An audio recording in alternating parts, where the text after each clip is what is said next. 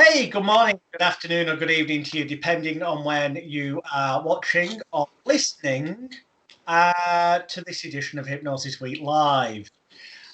As usual, we're probing all things mind related, and this week's guest is a gentleman I had the privilege to meet 2000 and God, when does time go? 2017, I think it was, at the Royal event that I was doing down in Birmingham. He's under the title The Mindset Mentor. He's the founder of a company called Atomic Growth, which can be found at atomicgrowth.co.uk. That link will be below here, along with any other links that he sends me that I will put underneath, so you can contact him through his various channels and find out more, as it were. He's got a background in the military, which I'm sure has got some bearing to all this, as we'll find out over the next hour. But now, as I say, he is known as the Mindset Mentor. Please welcome to the show, Mr. Chris Richards. How are you doing? Hey, thanks for having me, man. Really appreciate you inviting me on.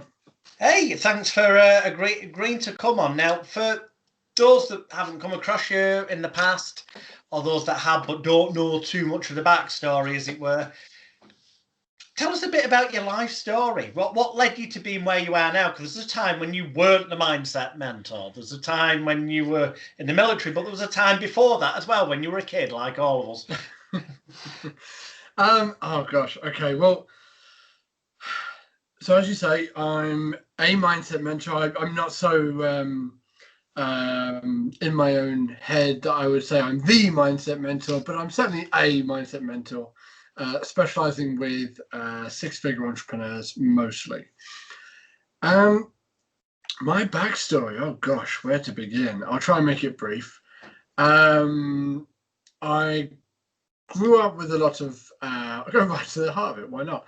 I grew up with quite a bit of developmental trauma, which I'd only find out many years later. Traumatic minds make traumatic choices. I joined the army at age 16, where I did about 15 years, I think, but I did quite well. I started out in the artillery because, I was 16 and they said I could use heavy explosives. Not a great deal of thought went into that one. But after a few years, I matured and decided that actually military police was for me. Did investigations, IT, project management within the RMP. Royal Military Police. It kind of culminated with my career in criminal intelligence, where I specialized in communications data and behavioral analytics. So how people behave online, how they interact, trying to double guess what someone's going to do before they do it, kind of thing. Lots of sneaky beaky fun stuff. Left that. Went into project management because I'd never heard of personal development in my life at that point. We call it continual development, but not personal development. So I went to project management. I think it was around about 2015, 2016. I got my first glimpse when I went to a Tony Robbins event, started reading, started doing courses, went to a lot of different programs and events, one of which was a fantastic Birmingham hypnosis event. I can't remember the guy who ran it myself, but it was really good. It was fantastic. It was really educational. And I've been kind of adding strings to the bow ever since. So hypnosis, hypnotherapy, CBT, lots of various therapies, somatic, that's of the body, if anyone doesn't know what somatic is, body, nervous system type healing, general coaching, leadership coaching. So really just keep adding and adding and adding so I can have the most broad and deep tool set to help those who come to me asking for it. How much do you draw on, skills that were already there, the military type stuff, especially with relation to the behavioural, psychological nudging, as I would call it, and profiling and that kind of stuff, because that is pretty relevant elements of it, definitely, to manipulating with positive intent people to achieve things. That's it. Manipulation with a positive intent. That's basically influence. Absolutely. I have a saying that you do what you are as opposed to you are what you do. One of the key thing I believe is it's who I am. The traits of my own self that loves the puzzle, loves to understand how things work, loves to see the individual parts and what makes them work, and then take a step back and see how it all comes together, was really the key shared point that linked the IT work I did, the project management work I did, the criminal intelligence work I did, and now the behavioral helping people work I'm doing. I think that's the key thing, but more than that as well is the experiences that they've all given me. Being able to work in corporate leadership. Oh, I forgot that one. Doing a bit of corporate leadership. Every job I did, everything I did, gave me what my mentor calls the unfair advantage, because they all added something to who I am. And I believe that how we show up and what we're doing is often a reflection of who we are rather than what we know. Okay. So as for criminal, I wasn't a criminal behavioral profiler because that's a separate job all to itself. All right. I was more doing some kind of basic analytics for people's online, how they were showing up online, not how they showed up online, sorry, how they presented themselves online, who they were connecting with, things of that nature, looking at mobile phone data and spotting the patterns. As I say, I'm a patterns guy. I'm a find out how it works, mad scientist. Want to know how it works, including the brain. Like, when I started learning about the brain, I became obsessed. I was like, if there is anything I can become truly obsessed about, is how the mind works. Because it's so fascinating. Every little piece has its own job and it all clicks together in this perfect way. Even when it's broken through serious head trauma, it finds a way to realign itself. It's an absolutely fascinating subject. It's just my curiosity and fascination, together with my looking at patterns and how things fit together. Given the recent climate, and by that I'll clarify to people, we're recording this on the 18th of January 2021. If you're listening to this down the line, so we're into the second United Kingdom lockdown, and lots of other places in the world going crazy with the pandemic and stuff. So, I mean, given your background and then the further skills you've built upon since leaving the military and the position you're now in with an insight into people and psychology and all that, did it not cross your mind to, in recent times go back to the military, even if you could get in free hands, especially with the likes of the 77th Brigade and the PSYOPs there running? No. I think I went as far as should I say, I became the person I needed to become. You've obviously, you may have heard this as well. You meet certain people for a reason, a season, or a lifetime, and things like that. They're in your life for. I see the same for experiences and certainly careers. So I got what I needed from it. I got the confidence, I got the broad range of skills, I got the connections and friendships, and I grew and matured as a person. So would I go back? No. The only thing I truly miss is honestly range days and shooting weapons and stuff, because that is genuinely fun. But apart from that, it's I'm a family man now. I've got two beautiful girls. I've got my wife at home, and I'd prefer not to have someone have the power to say you're going away for 6 months. Oh, and by the way, you may not come back. So no, I'm quite happy with how things are right now. Okay, cool. That's just because I know, that. Well, all right. In which case, I'll reframe the question because you wouldn't get involved. But what do you make of the fact that?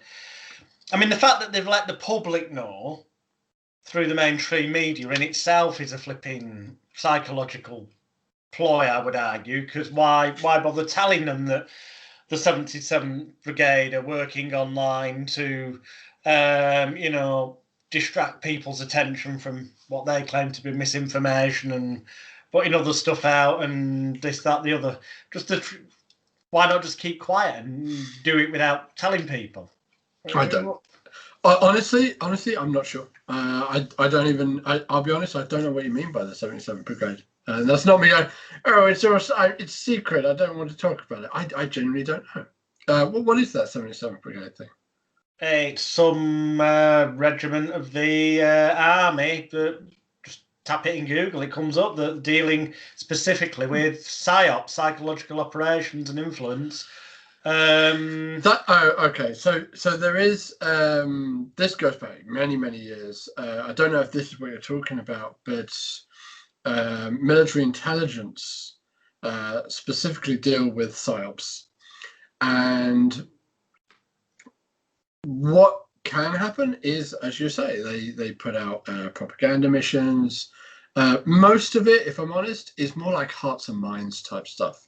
From everything I've seen, it's not so much the covert manipulation as much as it's the hearts and minds kind of influence, if you like. It's well intentioned.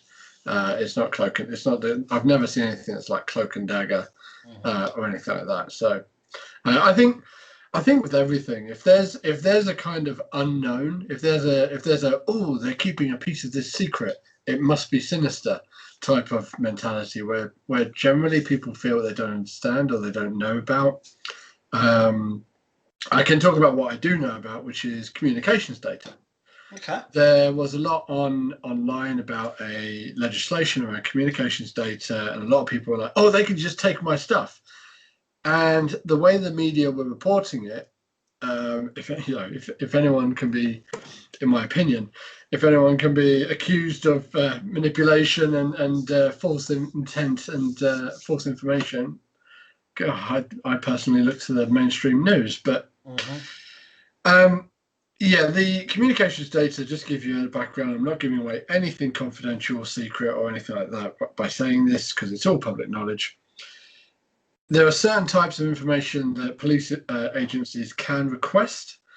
In order to request them, they must be signed off by, I think for civilians, it's a civilian police, it's an inspector or a chief inspector or somewhere of that level.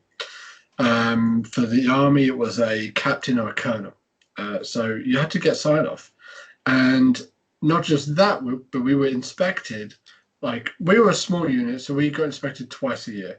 But other larger units like the Metropolitan Police, like their communications data team are inspected like 3 or 4 times a year just to make sure they're keeping exactly to the legislation, only getting as much as they absolutely need, never a minute more. Like, if I were to get phone data from you, let's say you were the subject of an investigation, and I would have to I'd have to show evidence already before I ask for that. If that's the only evidence that's available, then I probably won't get it. I need evidence to suggest you are doing criminal activity with that device in that time frame, and I won't get a day more than what I can prove as suspected criminal intention. Like, it's really strict, way more strict than media try to make out. I think same goes for psyops type stuff. Well, the media trying to distract from the fact. I mean, the truth is the media trying to distract from the self. And in my experience, and again, this isn't conjecture, there's been court cases galore to back this up. The Met Police have probably on numerous occasions turned a blind eye in the past to the illegal activities of Murdoch's fake Sheikh Mazza Mahmood and other journalists, because they knew once the story was obtained and published through channels that they themselves weren't allowed to do. But once it had become public, then they could move in and make the arrests. Right. So yeah, blind eye turning sadly does go on. Oh, it does. If I the only real kind of partnership with media, I guess, that I'm aware of is around the time. I mean, it was all the way back when Bosnia and Kosovo were the main stories. That, you know, they're far from being completely, you know, perfect right now, but when they were the main stories, when the media was looking at Bosnia, the military was doing as much as it could in Kosovo, and vice versa. So it was. I don't know if they were partnering and using it, but they were certainly mindful of where the public eye was looking. But that's true of anything. It's that's just strategy for the most part. I mean, right now there are situations happening all over the world that, unless you go looking for them, big serious situations. You know, people, countries going into poverty, serious employment going around the world. You know, there are serious things that are happening around the world right now. But because, you know, COVID vaccine happens to be the big buzzword, or whatever, right? It doesn't really matter. As long as they have a buzzword, as long as they have a buzz, something to get the public rattled up. Most recently, it was the Capitol, the US Trump movement, invading the Capitol. That was the big thing. This is why I don't watch mainstream news, because you can't tell me that was bigger and more important and more relevant to the global economic and global societal situation than what's going on in many countries around the world.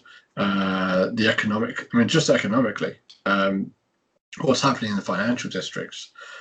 Businesses are going bust because of the lockdowns. Families are going without food. Food banks are running empty. You know, these to me would be the bigger stories and the more important human stories to really show that there are real human lives being affected. But that's what gets on page one, and that's just the way it goes. Which is why I always seek out my own news sources, my own and what I'm actually interested in to find out, rather than just follow whatever I'm served on the 6 or 10 o'clock news. Which itself is great advice, but because the news, propaganda, call it what you will, if it's all negative, that does ultimately have an effect on people, and they know that, and that must make it more difficult. I mean, part of what you do must involve getting people to clear out the negative clutter and messages and put good stuff in. I mean, what people don't realize is that the way your mind works, there's 50%, roughly 50% of your personality is kind of attuned in the moment to whatever environment you're in. This is why people say, you know, you're the average of the 5 people you spend the most time with, and that's true. That's got a lot of backing, but this goes even deeper than that. If the constant stream of information is unintentional, that's, you know, you're sat in front of the TV and they are feeding you the information, especially if you're not consciously listening to what it is they're saying and you're just allowing the information to flood in, that makes a massive difference. I guess it's not surprising that the people I work with, the 6-figure entrepreneurs, very few of them watch mainstream news. I don't know many who do. Most people that I know making a lot of money are not watching mainstream news. Conversely, I'd actually be interested in a study of wealth. What's it called? Wealth, like the spread of wealth over. I can't think of the word, but distribution, wealth distribution, versus, you know, where people are sending their energy, and how many of those people are watching the news, and how many are not, how many are spending their time reading, how many are not, etc. Right? So, yeah, most of my clients and friends as well, they don't tend to watch mainstream news. So that level of negativity, thankfully, I don't need to teach them not to take. Mm-hmm.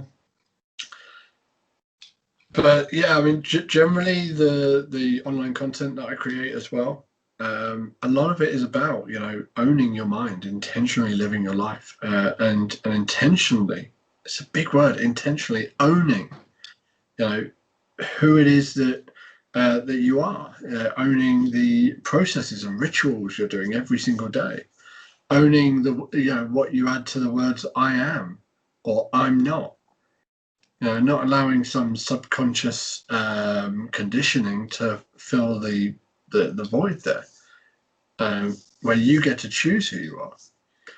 So, I mean, your site says mindset mentor, you know, coaching six-figure entrepreneurs. Just to clarify for viewers and listeners, does that mean that you will help coach people to become six-figure entrepreneurs, or you will only deal with people who are already six-figure entrepreneurs? Generally speaking, it's the second group. Generally speaking, they're already earning over 10,000 per month. That being said, I have got some clients, if they pass the attitude test and it won't impact them too negatively financially, you know, I think a few of them are somewhere between 5 to 15, and they fluctuate, $1,000 a month. That's generally where I give my one-to-one time. However, I am currently about to running a free program, for 160 people, for 4 weeks. It's a very, very good program in my opinion, and people are already from just the primer week having these massive shifts. I'm going to make it evergreen and available to anybody who wants it very, very soon. Cool. Once it's complete, I'm going to put it out for everybody. Because I believe that this kind of information doesn't create transformation. Implementation does. And so the idea of this program is to give people a small amount of information, with tasks geared towards a maximum amount of implementation. So small amount of them to add to their mind plate, and more of them to actually do and get on with. After that, I'm looking to also create a group program. That's in the pipeline. So that'll be the kind of potentially letting people in who are not six figures, and you know, and giving them the opportunity. Those who can't afford to work with me one-to-one, they still have the opportunity to get to gain the knowledge and experience that I have to offer. Do you think, because I suppose to some degree this can't fully be from, well, can be from experience, but at some point you went, no, you know what, I'm going to just concentrate on people who are already six-figure entrepreneurs. So that's what you've done most of.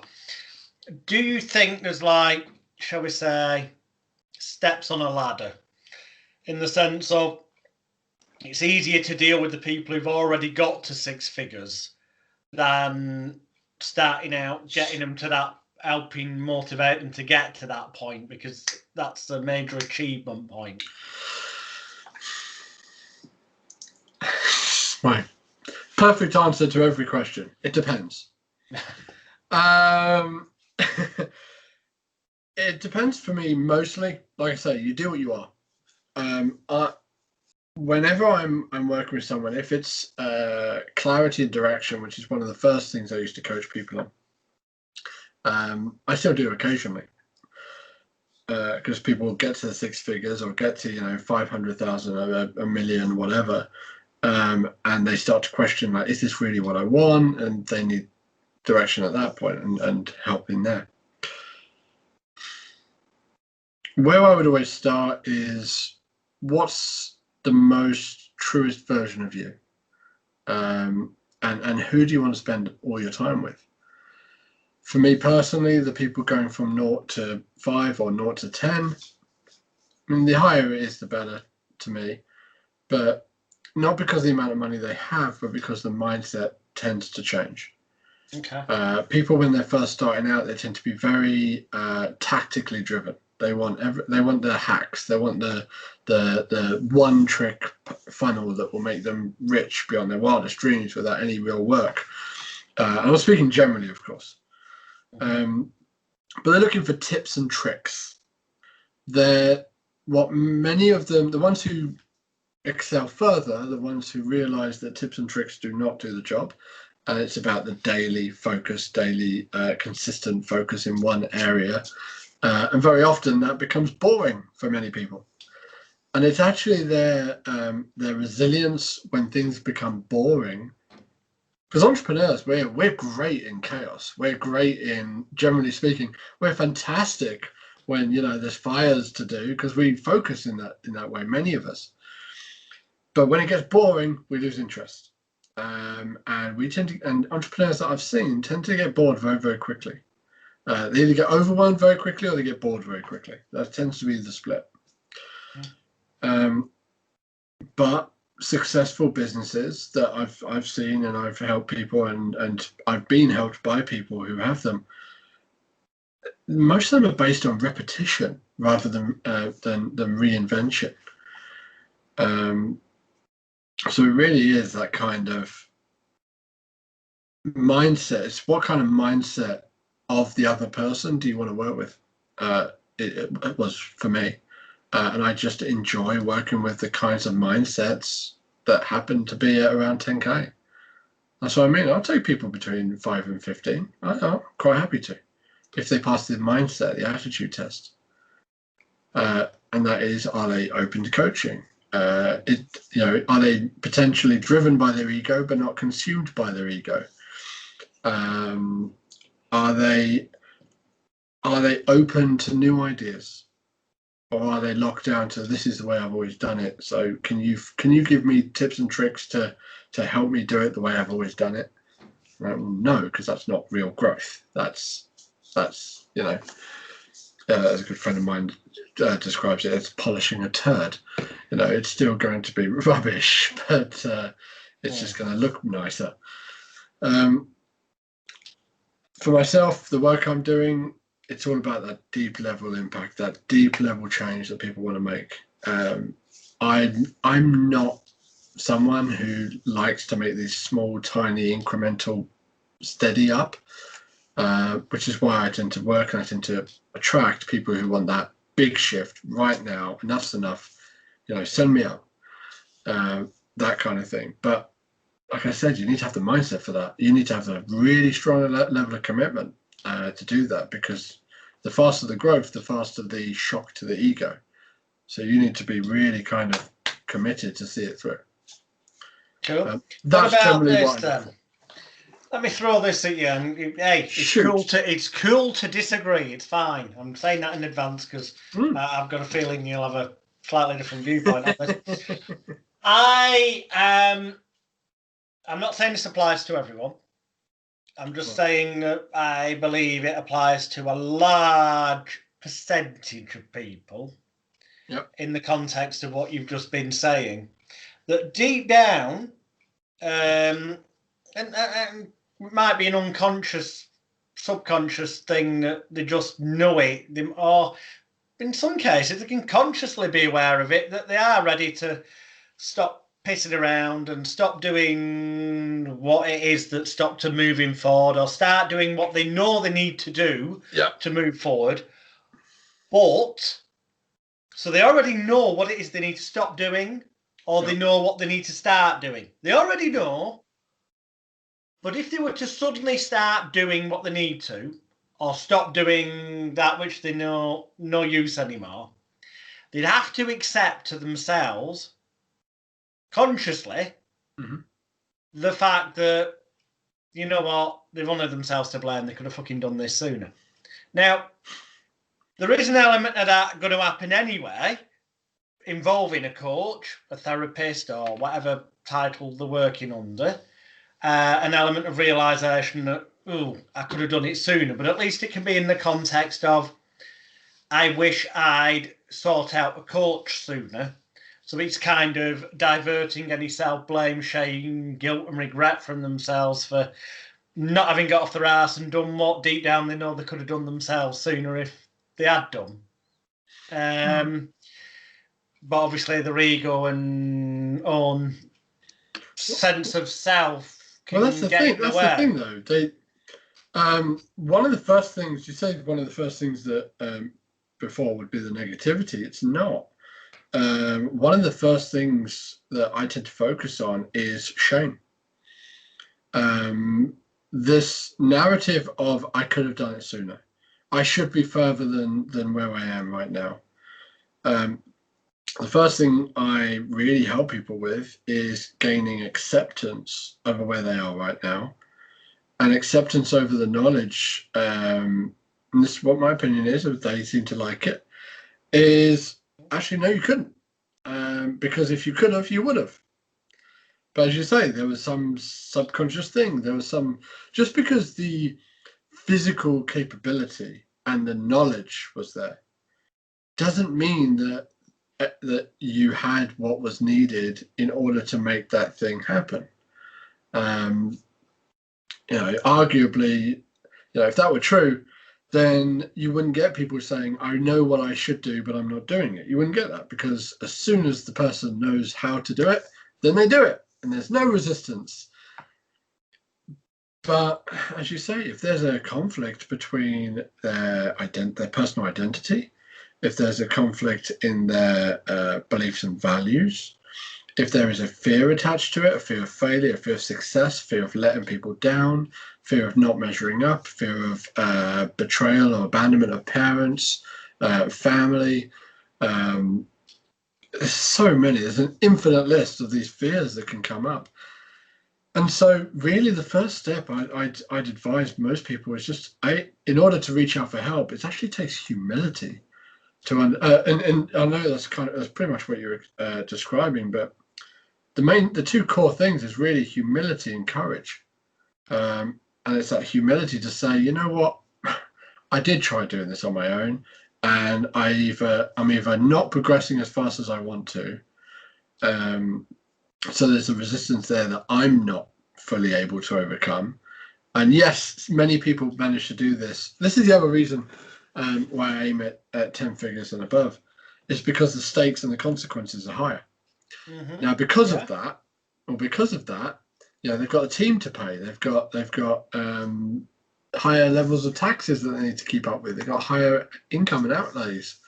They've got these different things that are going on. And so now what tends to get people from 0 to 10 doesn't get them from 10 to 25 or to 50 or to 100. And the big block there is because from 0 to 10, you can kind of force yourself to do it. Most people can motivate and get that high five energy to really push and push themselves to get to that point. And then they get to 10K a month and they're miserable and they're tired and they're exhausted, and they tend to only feel either busy or exhausted tend to be the two feelings that they have all the time, just anxious and overwhelmed. And then they start questioning us, like, well, do I really want to be even higher? And the answer is no. If you're going to use the same tactics, you definitely don't, because as you get higher and higher and higher, what is hard at, let's say, level 2 stress, level 2 overwhelm, we'll call it, when you start getting into 10K a month, that level 2 is going to go to level 5. When you go to higher than that, it's going to keep pushing and pushing and pushing, because at every level of success or income, I'm talking generally, income success you gain, your ego, your fears, your who you are as a person, that's all being tested, and this resistance is going to increase higher and higher and higher. What tends to happen is they'll reach a point, it happens for everyone, they'll reach a point that they do not go any further. No matter what they do, they just can't break through it. No matter what they do, they keep repeating old habits. And that's when the frustration starts kicking in. No matter what I try, it's not working. I've tried every therapy, I've tried every healer, I've tried every blooming thing. It's not working. I'm even humble and courageous enough to ask for help, but no one's able to help me. There's a reason for that as well, in my opinion, is that they're going to people who are specialists in one thing rather than someone who has a broad and deep knowledge in separate things. So they'll go to a scheduling person, and they'll learn how to organize themselves, and they'll think, well, I know what to do. If I can only get a grip of my time, then I'll be successful. Then I'll be able to do it, and that makes some improvement. Then they go to a personal coach, which is like, if I can only change who I am, maybe get over self-esteem, get over fears and whatever, then I'll be successful. And that makes some improvement again. Then they get into kind of somatic, if they're smart, they get into somatic or subconscious type work, nervous system work, polyvagal theory, the vagus nerve, that kind of work.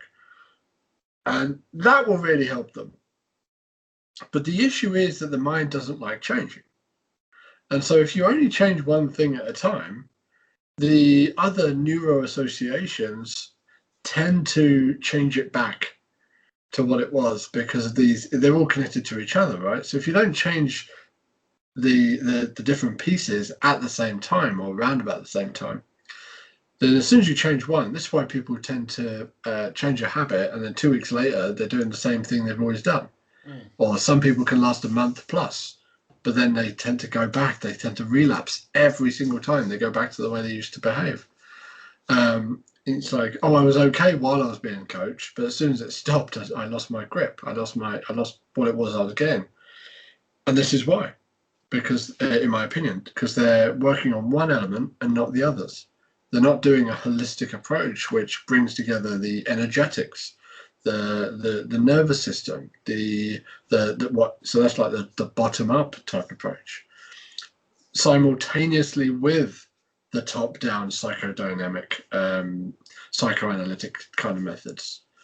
Because as we know, that knowing is not the answer. If it was, then life would be a lot simpler. You said people get stuck, and I get where you're coming from, and that was self-explanatory, but it reminded me that people get stuck in another way sometimes, into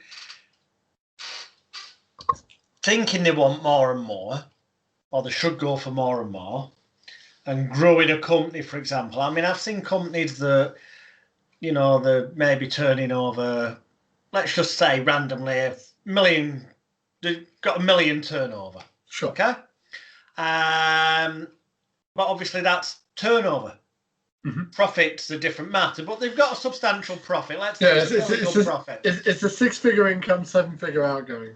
Well, yeah, because some companies then grow, but in actual fact, their profit level, the sanity part, doesn't particularly grow much. So they've suddenly gone from $1 million turnover to 10 million turnover, but they've only gone from, say, $250,000 clear bottom line in your back pocket profits to $500,000. The ratio of expansion and the stress involved and all this, that, the other is way imbalanced, and I see that happen a lot. Oh God, yeah. Now we're venturing into kind of business strategy, which is not my expertise. However, there are lots and lots of mindset. Yeah, exactly. That's what I'm asking. You're absolutely right. There are some companies that would do better staying around 6 figures, because when they scale, they don't. When you scale your problems as well. So if you haven't got systems in place, if you've made yourself the single point of failure for income generation, and you are like the individual, especially in the coaching industry as well, or any kind of expert-led industry, expert-led business, I see a lot of people making themselves the single point of lead generation, and there's a reason for this, subconsciously at least. When the business income expands beyond what they are personally comfortable with, even if they don't realize this consciously or not, many a times they'll stop making offers. They'll just stop, and they'll come back to that. I don't know why, but I can't bring myself to make offers. I'm like feeling dread when I come to make an offer, but I was doing great last month. In fact, it was our best month ever, and they don't connect the dots.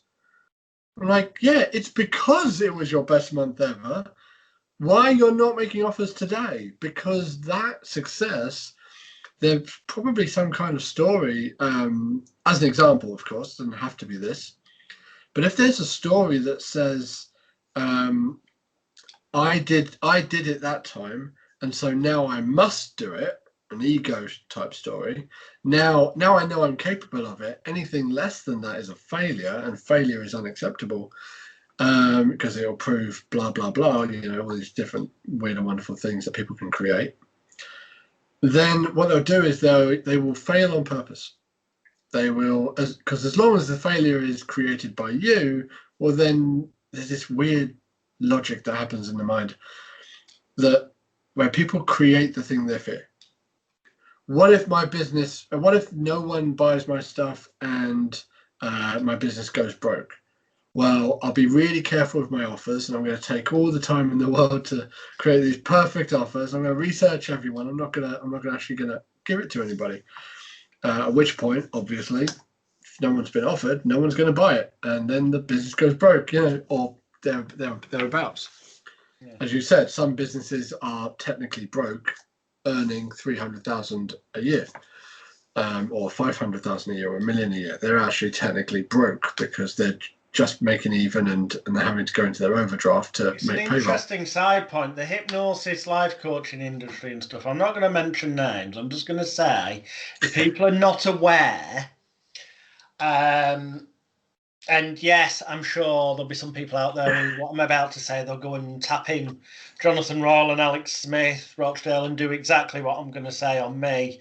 And when you do, you'll discover that I dissolved all my limited companies. Ooh, I'll tell you that in advance. But there is now, free of charge, beta.company's house. If you put it into Google, beta.company's house, you can free of charge access all the public records. You don't have to go through one of these companies, and you don't have to pay company's house anymore. Completely free. You can look at limited company accounts and what they are. Well, based on what they're declaring to the Inland Revenue, so we assume they're not committing fraud, assuming they're telling the truth, what they are making. You just got to be careful with that, because some people have got very good accountants. Yeah, there is an element of that. However, I can tell you now, doing that with certain famous name television hypnotists and life coaches, you will be stunned to see how little actual bottom line profit they make. And you could go, well, they've got great accountants. Well, yeah, part of it is. But I can also tell you that when your limited company owns a property because it can be used as a filming location, say, for example, and is regularly used as such, and that you just apparently then personally as an individual rent a small part of that bigger property to live in, let's say, the tax liability situation, you have to get a proper account involved in. But let's just say that things are not always the way they seem. And beta.company's house is a great way of getting a bit of an idea. A bit more difficult though with certain people, because they have limited companies and then they have separate business entities that aren't registered as limited companies, and you've no real way of finding out what they're making. Yeah, it's a funny one. I think as time goes on, I mean, first of all,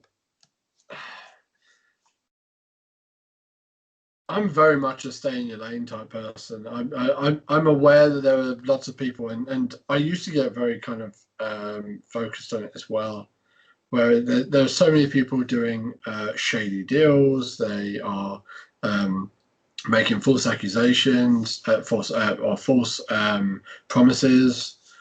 The latest one a friend of mine posted online is apparently this trend of literally stealing other people's testimonials, like copy and pasting them and putting somebody else's testimonial on their website, which is totally fraudulent. It's a criminal. Well, yeah, it's criminal fraud. It is criminal fraud, but it's one of those things that people are going to get up to some shit. From what I've seen, the most successful, just like, yeah, fine, whatever, and just stick with your thing. Just focus it, because again, you talk about people who get stuck. There are lots of ways of being stuck. Stuck does not always feel like, oh, I'm stuck for ideas, or I can't, I'm not doing something I want to be doing. Stuck can also feel like constantly overwhelmed with a to-do list that never ends. Stuck can be constantly comparing yourself with other people.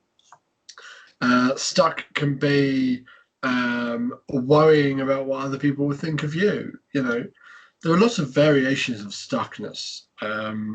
Like I say, a lot of people who are stuck actually don't resonate with the term being stuck at a certain level. Although if you ask them that directly, they'd be like, "Oh yeah, I am. I'm not going past this point," because they just never stop, and they're constantly kind of doubting themselves. You know, am I a good enough mother while I'm being a business person? Am I a good enough father while I'm being a business person? So yeah, I mean, with all of that kind of stuff, honestly, I don't really give any time to it. I know there are a lot of people that's between them and the investigating bodies. The one thing I'll say is that it's a small world. As you and I well know, it's a From small the other world. context, Lord, when It's a you're small dealing with world of people clients, talk. helping them, these are the kind of things that could be holding back your clients. So I guess in Right. that circumstance, you do encounter it from the point of view of having to help your clients to not get or not remain stuck by these type of things. In what way? Sorry. Well, we've just been talking about things that can distract and get people stuck or preoccupied on away from things that could actually help them. And you said you don't personally dwell on that kind of stuff. Fine, I get that. I try not to dwell on it. Some If I of notice your myself, I tend to. clients who are perhaps stuck, elements of why they are stuck may be these kind of things, but in their industry, obviously.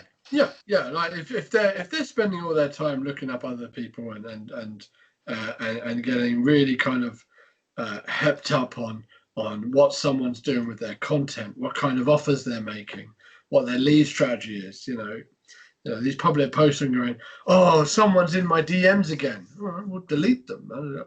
What do you want me to say? Like you're not going to. But being that level of kind of, they should act the way I want them to act is a form of self-protection that the ego uses to kind of trick us into thinking that everyone should behave like we do. It's like, so what? Maybe it works for them. Maybe them, with the kind of people they like working with, that approach turns off people like you because you're not actually who they're after, but someone else would love that. They're like, oh, I love straight shooters. Oh, I love people who don't. Because I've seen both ways. I've seen people who say, oh, I hate people who just direct message you, and in their first message they're like, just let you know, the reason why I'm actually contacting you is I've seen you online, I've been watching you for a while, and I wondered if you'd be interested in looking at my portfolio for my website design business, whatever. Some people love that. I actually quite like it if someone's open and honest about it. I used to get a real bee in my bonnet about it, but I'm like, yeah, cool. Send me through the details. I'll have someone have a look at it.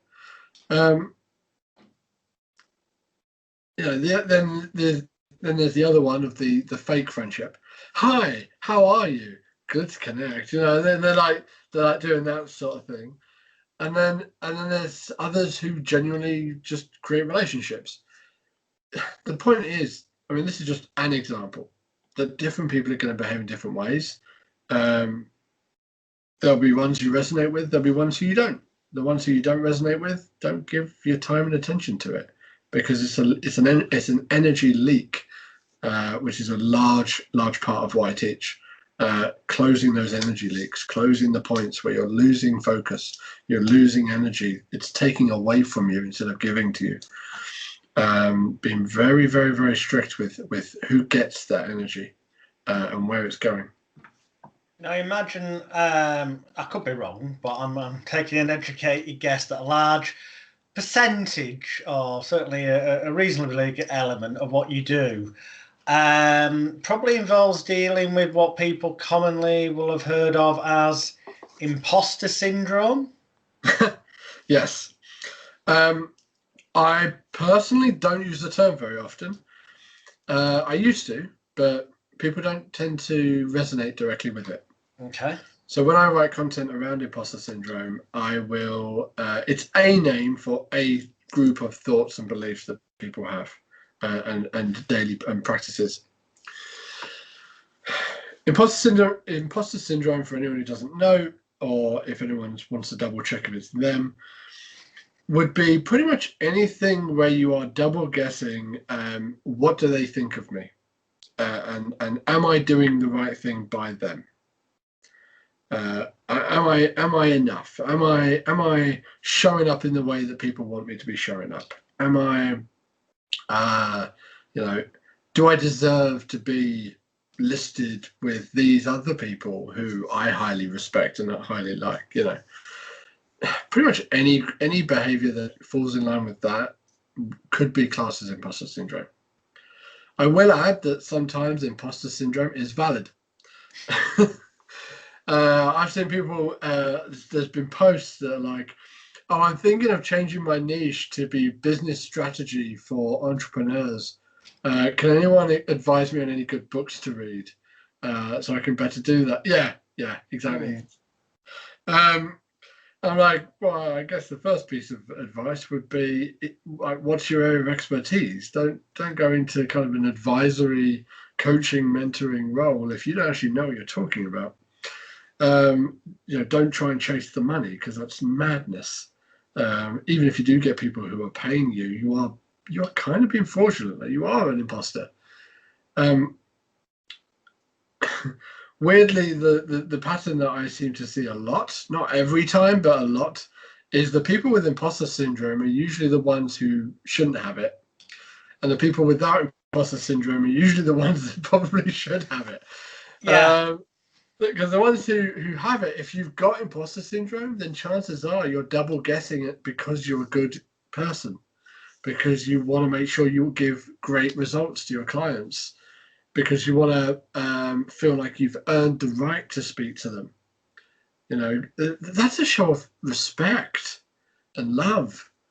Like imposter syndrome, I like to say that if you are one of the three, what you've just described there, you see, that's not a negative thing, and yet to the not, individual with it all. in that situation, it can feel bad to them, can't it, Law? Yeah, if people don't have, if people never get any self-doubts, then chances are they have a massive ego problem.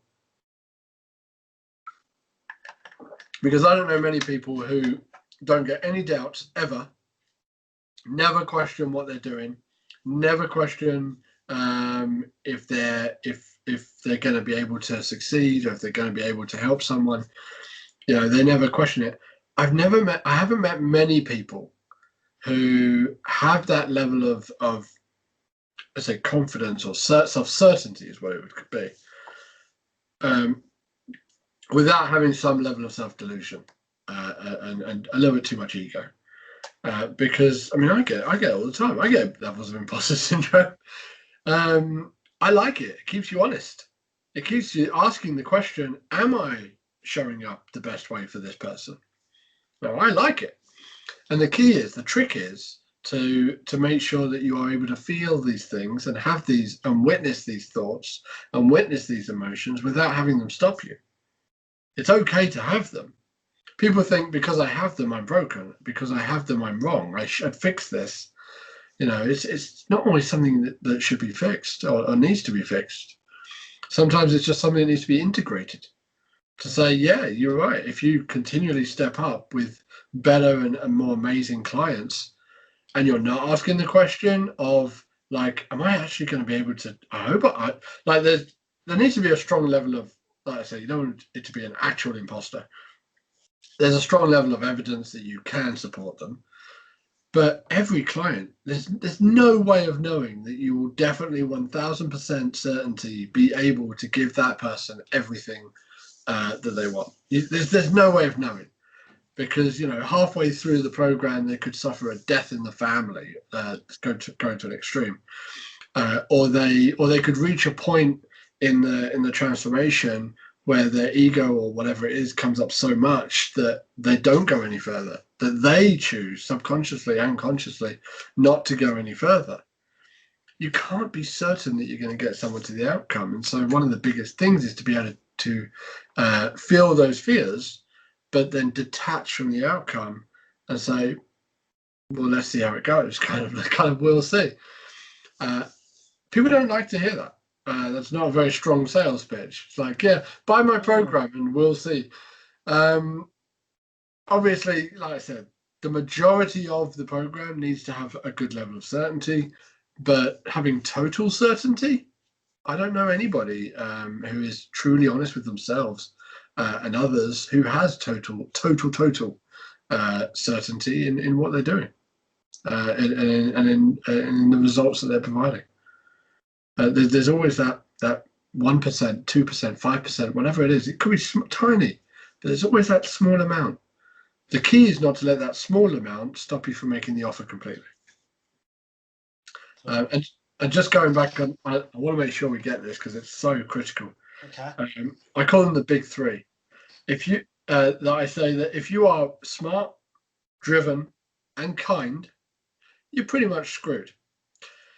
Because I say tongue in cheek. Very, very smart people, very driven people that want strong outcomes and wonderful ambitions, and very kind people. Those three things, those three traits, tend to bounce off each other the most. Is what I've noticed. If you're only two of those, you actually don't have many problems. If you're in getting what you want, I mean, if you are really smart and really driven, but you don't actually give a shit about the other person, there's not much that you're going to feel. There's not much resistance you're going to have, because you don't care about if you're letting people down or disappointing people or not measuring up in their eyes. You don't care, so you're just putting out these offers, and we both know people in the industry like that. If you're, let's see if we get these combinations right. If you're really smart and really kind, but not overly driven, well, then you're probably not an entrepreneur. But you can be very, very happy. You get happiness. You'll be very happy, very good, generally in any old job that suits you, that fulfills you, and you're all right. You're fine. So no problems there then. So if you're smart and driven, you're okay. If you're smart and kind, you're okay. If you're kind and driven, but not overly smart, you're actually all right. because you can't, because people who are very smart will I say be able to, many times they don't have a choice. It happens so fast. Their brain works so quickly that without even wanting to, they have this terrible anxiety because they can see every negative thing that could possibly go wrong. And if it can't help a client, in the many ways that it can't help a client, and if that client wants to turn around and get refunds or what, they see everything that can go wrong. And so being lacking the intelligence as well can actually be a real bonus. Which is funny because you then get people going, I'm much smarter than them. I'm much better at this than them. Why are they getting all the fame, the glory, and the success? It's because they're consistently doing what they know they need to do. And they're not burdened by overthinking everything. Overthinking has stopped many, many, many entrepreneurs from leveling up to where they deserve to be and where they should be. And there is a successful and strategic way of doing it without you becoming one of these examples of the six-figure income, six-figure outcome outgoings people. You can do it successfully, as many people have. So let's see, have we got all the combinations? The smart and driven. It's easier if I write them down. Kind and driven is fine. Ethically wrong, but smart and driven would be ethically questionable, but that person will be fine. If you're all three, then when you're so smart, you can see everything that potentially can go wrong while caring deeply about the other person, but also wanting to get there, wanting the success. So very often, if you're all three, people who don't do the mindset work tend to find themselves hugely conflicted. Huge fears are coming down on them. Their mind is always overthinking. Their body's always in a state of confusion. They don't feel like they're stopping. They've got no real balance and ballast in their life to kind of settle them. And as we've said earlier, the higher the level of success, the more complicated and severe the symptoms of that tend to become for that person. So yeah, mindset's fairly important as you get more successful. Well, it's of course it certainly is. Now, because we're getting very close to the end, can we just take the hour? So, one, I forget who it is who said it. No, can't remember. But I'm probably going to paraphrase it badly. But it was a saying along the lines of, "Do you know what I noticed? The more the key to me getting so successful was that the more successful I got related directly to the more action and effort I put in." And a lot of people fall into the trap of thinking, the luckier I get. Yeah, that's it. Yep, I think some of that. Yep. Because a lot of people think, oh, get mindset coaching or whatever, become an entrepreneur, get successful and get to this point where I never have to do anything. And to a degree, you can get passive incomes on the go and all this, and it is possible. But if the true essence of an entrepreneur, I know everyone's got different perceptions, but in my experience is that it's more a way of life than a job. Yeah, it's more who they are. True entrepreneurs love solving problems. In fact, I know of one that I look up to myself, who was able to completely retire, and he did. I think it was at age 23, 24. He then went into the worst depression he's ever felt. Because that's the thing, when you stop doing your natural who you are, the level of fulfillment in life, and this is part of the risk involved which a lot of people do, is they base their dreams and their desires on what other people have told them they should want. Oh, you get all the money and all the fame. Oh, great. But there's a lot of people who don't like it, who get that point and realize that wasn't what they actually wanted. The vast majority of people, in my experience, discover when it's too late that fame is far from being cracked up to what it appears to be. Yeah, no more secrets. It's just, I posted in a group quite a while ago now. It got an interesting response. My mentor, who was leading the group, recognized it. It was like, yeah, spot on. And it was something along the lines of, it's only when you achieve the levels of money, success, and freedom that you realize that actually that wasn't it. And it can sound like a downer. Like, there's nothing wrong. Like, go for those things. If that's what you want, go for it. I absolutely implore you to go after what you love and want and desire. But what many people I've seen really want is they want to feel connected. They don't want to feel like they will be discarded.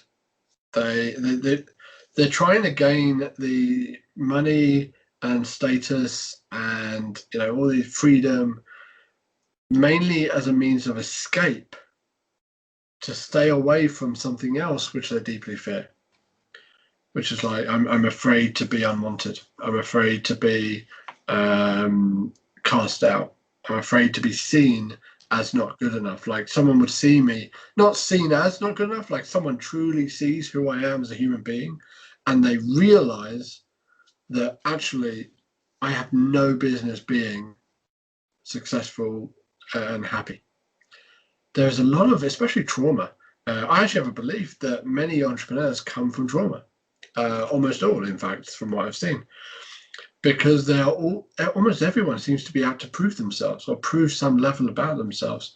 It's not that they want it because they want it. They want it after you take away all these different layers. Because deep down, they're afraid. Deep down, they're afraid that they're not good enough. Deep down, they're afraid that they don't deserve intimacy, and so they go for intensity instead. They're afraid that they're not someone who should be loved. They're afraid that they can't trust themselves, and so they have to develop such a high level of certainty around their situation, so they don't have to trust themselves. These are coping mechanisms based on a belief that deep down inside, many of them have no idea is even there. But the way you spot it is how they behave and what's really driving them. Very often, the key thing is, are they personally creating the situation that they're afraid of? That's one way that I find what it is. Because if they're afraid of failure, then they'll usually avoid acts where they could fail. If they're afraid of being abandoned, then they'll avoid putting themselves out there and being seen. Well, they'll put themselves out there, but they won't allow their personality, their true self to shine through. They'll hold back a bit. Just like people do in relationships. They'll create a level of distance because they're afraid the person will leave them. Very often the person leaves because there's a distance. That's what happens. When you're driven by fear and doubt and shame, then you tend to create the thing you fear. Powerful stuff. Just finishing the interview on a really happy note. Powerful stuff that I'm sure will, if people are honest, resonate.